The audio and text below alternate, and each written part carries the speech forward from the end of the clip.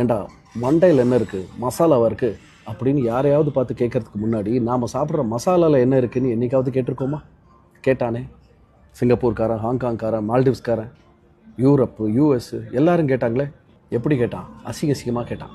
நீங்கள் ஸ்பைசஸ்ன்னு நினச்சி சாப்பிட்டுக்கிட்டு இருக்கிற எவரெஸ்ட் மசாலாலையும் எம்டிஹெச் மசாலாலையும் கேன்சர் தரக்கூடிய எத்திலீன் ஆக்சைடு கலந்துருக்கு. அதனால் நீங்கள் உங்கள் கண்ட்ரிலேருந்து எங்கள் நாட்டுக்கு எக்ஸ்போர்ட் பண்ணுற இந்த மசாலாலாம் எங்களுக்கு வேண்டாம், நீங்களே பத்திரமா வச்சு சமைச்சு சாப்பிட்டுக்கங்க அப்படின்னு காரி துப்பி நம்மளோட மசாலாக்களெல்லாம் இந்த கண்ட்ரிஸ் பூரா, Singapore, Hong Kong, Maldives, UK, Europe, US எல்லா கண்ட்ரிஸும் திருப்பி அனுப்பிச்சிட்டான்.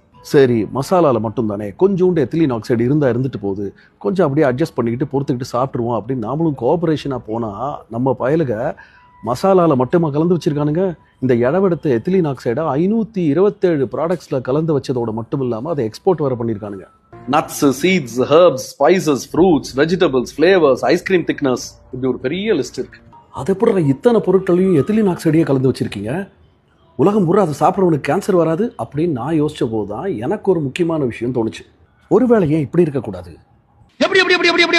வேர்ல்டு பூரா இந்த கீமோதெரப்பி ட்ரக்ஸ் அது இதுன்னு இந்த கேன்சருக்கான மருந்து தயாரிக்கிற கம்பெனிஸ் பூரா ஏன் நம்ம பயல்களோட ஒரு டைப் போட்டுருக்கக்கூடாது? கேன்சருக்கான மேட்டரை நீ தயார் பண்ணு, அதுக்கான மருந்தை நான் தயார் பண்ணுறேன், 2 பேரும் செத்து விளையாடுவோம் அப்படின்னு ஏதாவது ஒரு டீல் போட்டிருந்தானா? இல்லை போட்டிருந்தானா? பட் அந்த டீலிங் எனக்கு ரொம்ப பிடிச்சிருந்துச்சு. ஆனா இது புதுசா இருக்கு. நல்லா இருக்கா இல்லையா? நல்லா இருக்கு. நல்லா இருக்கியா? நல்லா இருக்கு. நல்லா தானே இருக்கியா? நல்லா